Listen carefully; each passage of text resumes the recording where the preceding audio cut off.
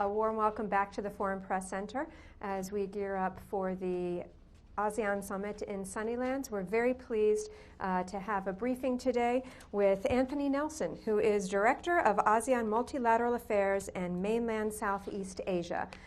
We will begin with Mr. Nelson giving a brief statement.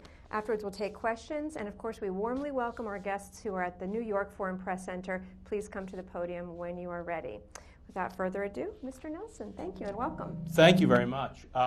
Just to set the scene a little bit, the U.S.-ASEAN Business Council represents 160 of the largest U.S. companies that do business in Southeast Asia. We've been around for a little over 30 years. We are headquartered here in Washington, D.C., but we have 6 offices throughout Southeast Asia. We participate annually in the meetings of the ASEAN economic ministers, finance ministers, energy ministers, food and agriculture ministers, and customs directors general as the voice of the private sector.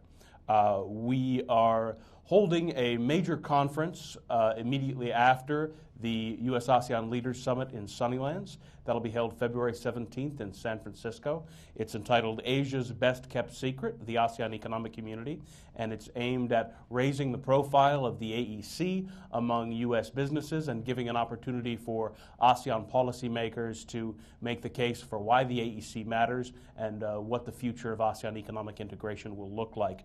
That conference will feature a keynote address by President Joko Widodo of Indonesia, as well as USTR Michael Froman, all 10 ASEAN economic ministers or their direct representatives, and the Secretary General of ASEAN, among others.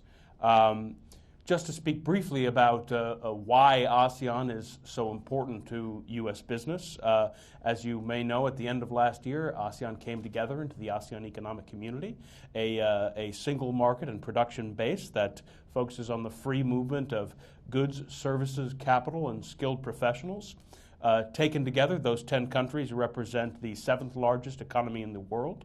They're the 4th largest trading partner for the United States and the 4th largest export market, and they are by far the largest destination in Asia for U.S. foreign direct investment at $226 billion worth of collective U.S. investment in the region, which is more than U.S. companies have invested in China, India, and Japan combined. As you know, the TPP includes 4 ASEAN countries, Brunei, Malaysia, Singapore, and Vietnam, and there's interest in joining from the remaining 3 countries which are eligible to join the TPP. The ASEAN nations in the TPP right now include about 60% of U.S. exports to ASEAN.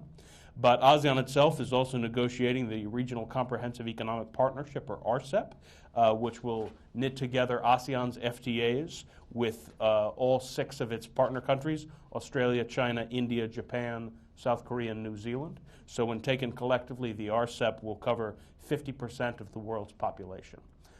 It's an incredibly diverse region that offers opportunities in a wide variety of sectors to our companies, and that's why we've seen so much corporate interest across the board in every different sector. So with that, I'm happy to take any questions about the event we're holding in San Francisco or what U.S. business is looking for in the region. Well, thank you very much, Mr. Nelson. May I open for questions? Yes, sir.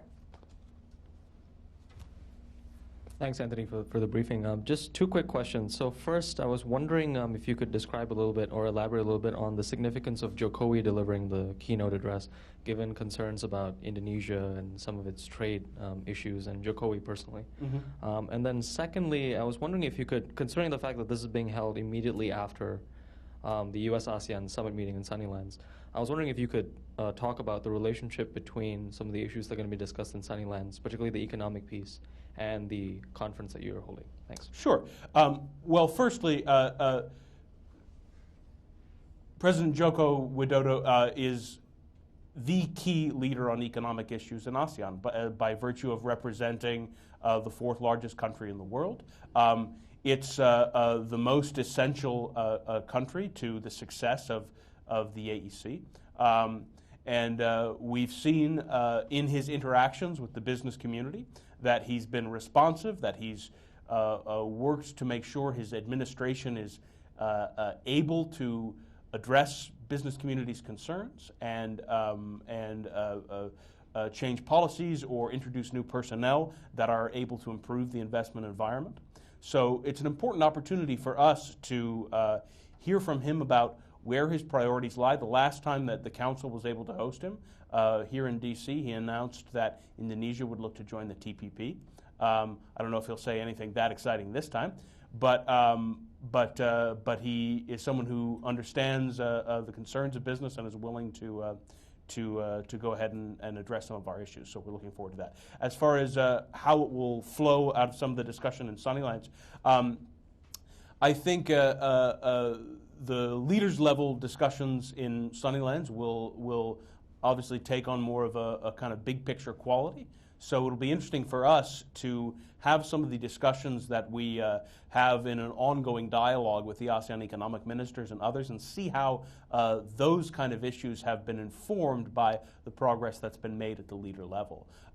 For us, this isn't a one-off event. It's part of a years-long dialogue that's resulted in some incredible progress across the board on issues that are important to U.S. business. The dialogue has brought about a number of different initiatives, including the Business Council's SME training program that is across all 10 ASEAN countries, that's trained 4,000 different ASEAN entrepreneurs. So we're hoping that it'll be the perfect opportunity to follow up on some of the high-level discussions that happen there. I see we have a question from New York. Welcome back. Hi, Manik Mehta from Bernama.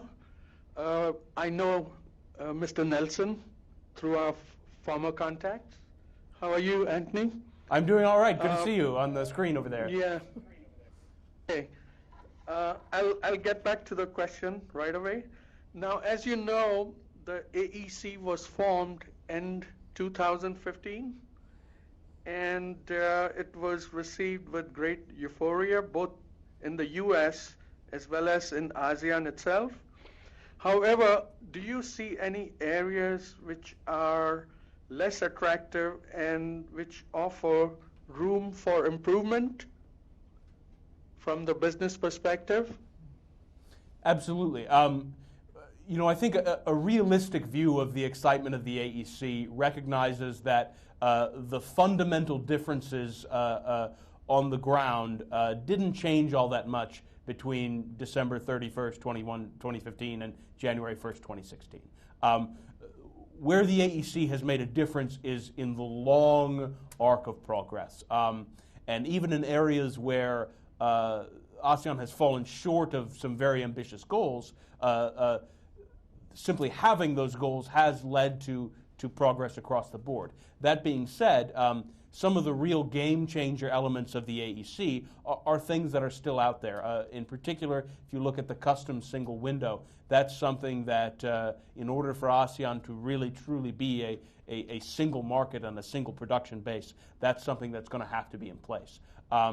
So we're looking forward to this year, the limited trial from 5 countries, but that's definitely one of the areas that's going to be important to us to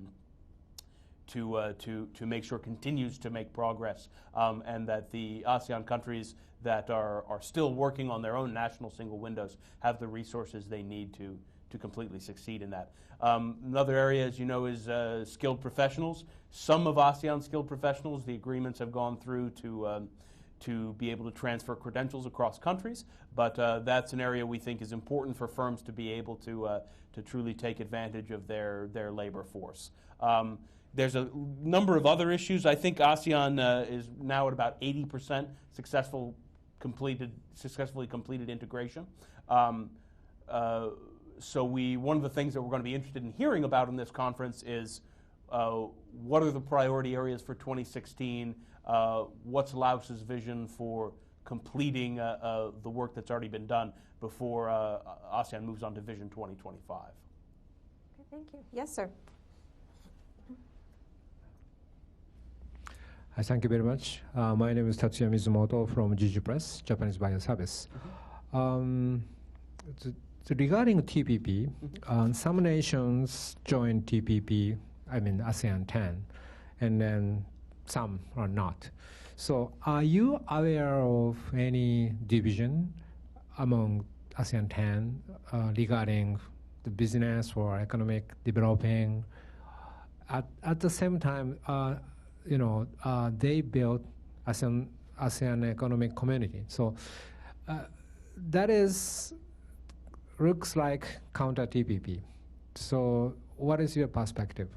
Well, I don't think that the RCEP is an alternative to TPP or something that's counter to TPP. I think it's more helpful to think of them as existing in parallel. And the TPP is always meant to be a high standards, aspirational agreement that countries would move towards participating in when they were ready to meet the high standards that are expected of it. RCEP, by the nature of it, is pitched at a level that some of the ASEAN countries that are newer to international trade can meet and have success with. We would hope that those ASEAN countries that are participating in both would maintain as many of their high standards as they can. But we certainly wouldn't view them as oppositional, but rather parallel tracks.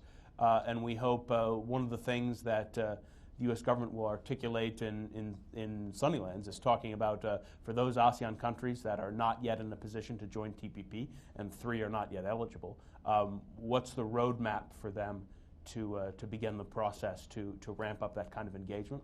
The Council has always supported a U.S.-ASEAN FTA, but we recognize that that's something that's quite a ways off. And so it's more realistic at this point to talk about what's the roadmap, what are the steps that will eventually lead to a U.S.-ASEAN FTA. Are you negotiating One microphone, please.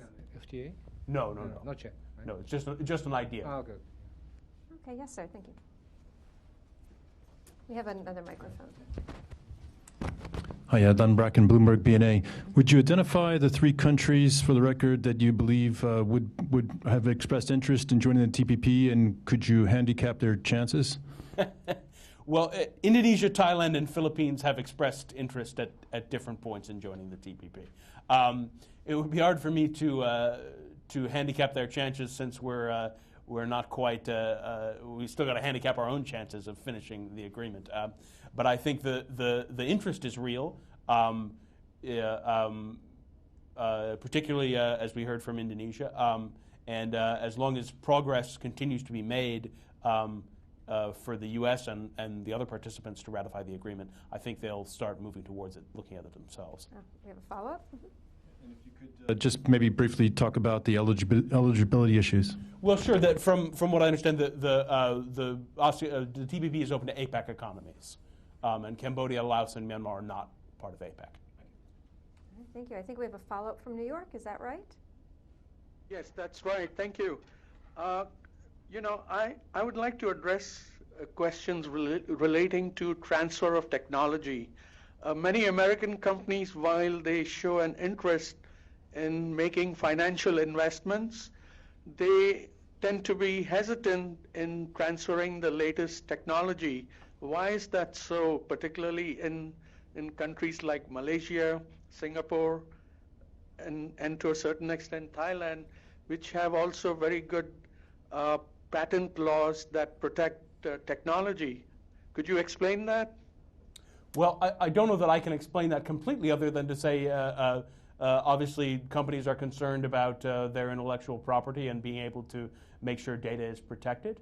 Strong intellectual property laws help with that, and certainly the TPP, I hope, will provide some more security around that. Thank you. Yes, sir.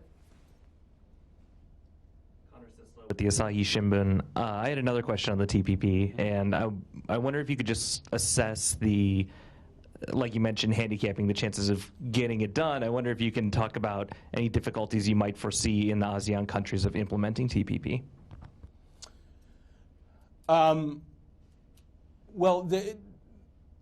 each ASEAN country is quite different in terms of how they're going to take a look at it. I don't know that I would be comfortable going into handicapping each individual country's particular concerns.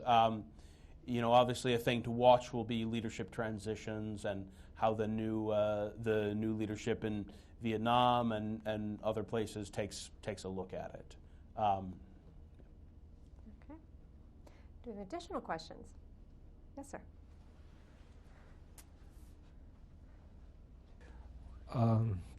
So regarding rebalance to Asia, the policy.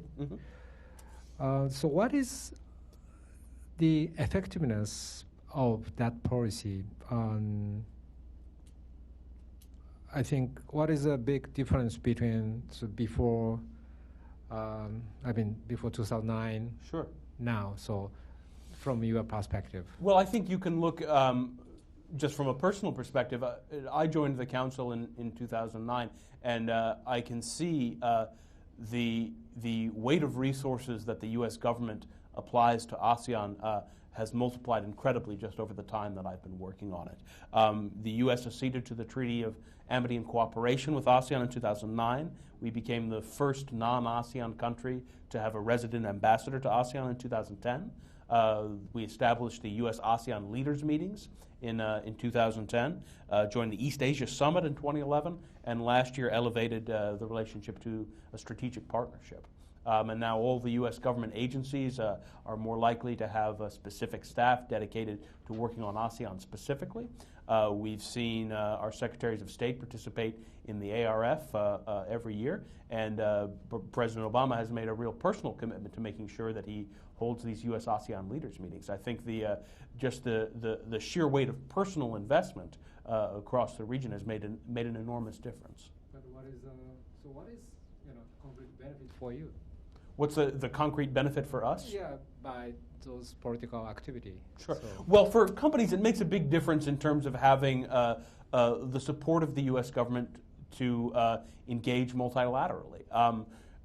We really value the ability to work with ASEAN in multilateral settings. I mentioned earlier the ASEAN Economic Ministers meeting, the Finance Ministers meeting.